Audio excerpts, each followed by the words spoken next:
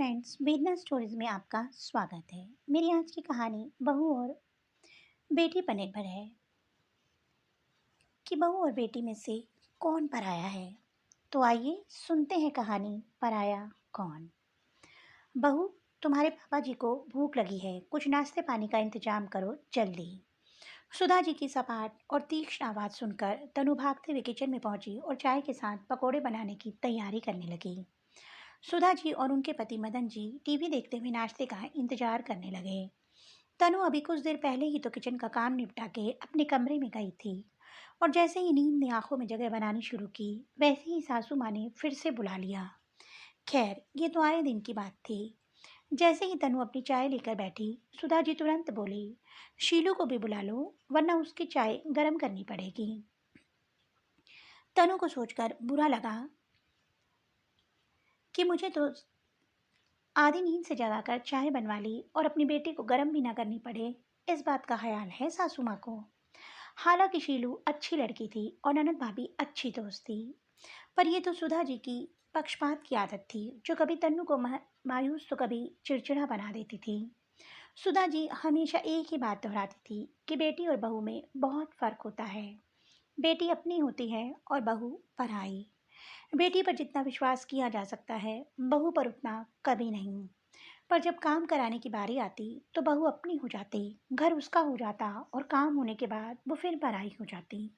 बेटी अपनी हो जाती। चाय पीते ही बच्चे सो के उठ गए तो तनु उनको पढ़ाने बैठ गई। उनसे निपटते ही खाने की तैयारी में लग गई। थोड़ी देर में विवेक ऑफिस से लौट आए। उनको चाय बनाकर देकर तनु बच्चों को खाना खिलाने में लग गई। इसी व्यस्तता में वो सुधा जी को पानी गर्म करना भूल गई, तो सीधी बात कहने के बजाय फिर वो बहू पर बाण छोड़ते हुए बोली, सीलू बेटा, तुम तो मेरा अपना खून हो, तुम तो मेरी दवा का ध्यान रखती, किसी और से क्या उम्मीद रखनी।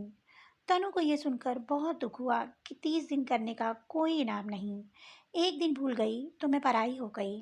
मन में यही सोचते हुए सबको खिलाकर रसोई साफ करके अपने कमरे में पहुंचकर बिल्कुल बेदम हो गई, क्योंकि सुबह फिर 5 बजे उठना था। ये तनु का सालों से रोज का रूटीन था। समय अपनी गति से चलता रहा और सीलू की भी शादी हो गई। किस्मत से उसकी सास बहुत समझदार और सुलझी हुई थी, तो वो पूरे मनोयोग से अपनी गृहस्थी में रम गई और बच्चे होने के बाद वो भी तनु की तरह बेहद व्यस्त हो गई। समय के जैसे पंख लगे होते हैं। देखते ही देखते तनु का बेटा इंटरमीडिएट की परीक्षा देने जा रहा था। वही बिटिया 9वीं कक्षा में थी और शीलू की बिटिया कक्षा 5 में थी और बेटा कक्षा 3 में। सुधा जी की परंपरागत विचारधाराओं सहित सब कुछ लयबद्ध होकर समय के साथ कदम मिलाए था। तभी अचानक विवेक को एक प्रोजेक्ट के सिलसिले में ऑफिस की तरफ से 20 दिन के लिए लंदन जाना पड़ा। मुसीबत तो विवेक के जाते ही मुंह बाएं खड़ी थी। अचानक विवेक के पापा मदन जी को मेजर हार्ट अटैक पड़ा। सुधा जी एकदम बदहवास हो गई। तनु भी बहुत डर गई, पर विवेक की अनुपस्थिति में उसने खुद को मजबूत किया और कमान संभाल ली।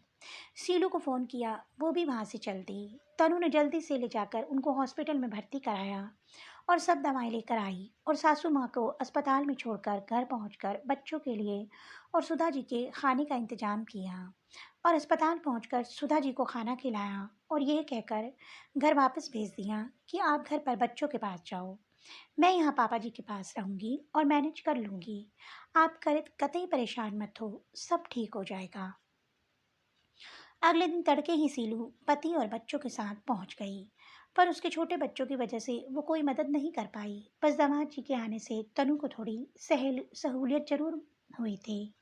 सुधा जी लगातार तनु का समर्पण व सेवा भाव देख रही थी, जो बीते कई सालों में देखकर भी ना देख पाई थी। उधर डॉक्टर ने कहा कि सर्जरी करानी पड़ेगी, तो 1 हफ्ते से ज़्यादा का समय लगना था अस्पताल में, और इसी दौरान बच्चों की परीक्षाएं भी थी। सर्जरी के एक दिन बाद शीलू बोली, मम्मी, बच्चों के पेपर हैं, मुझे वापस जाना होगा। पेपर ख़त्म होते ही मैं तुरंत लौट आऊँगी। सुधा जी भी मजबूर थी, क्या कहती। मुझे मन से बेटी को वापस जाने को कहा।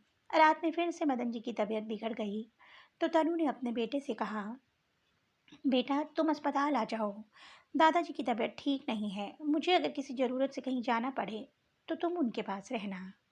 ये सुनकर सुधा जी बोली, बहू ये क्या कर रही हो? सुबह उसका बोर्ड का पेपर है, वो कैसे रहेगा? उसका साल खराब कर दोगी क्या? तनु बोली, माँ जी इस समय यही करना पड़ेगा। पेपर तो ये अगले साल भी दे सकता है, पर अगर जरा सी असावधानी से पापा जी को कुछ हो गया तो मैं विवेक को क्या जवाब दूंगी कि तुम्हारी गैर हाजिरी में इतना भी ना संभाल पाई। तनु का जवाब सुनते ही सुधा जी रोने लगी। बोली, बहू मैं गलत थी कि बहू पराई होती है और बेटी अपनी।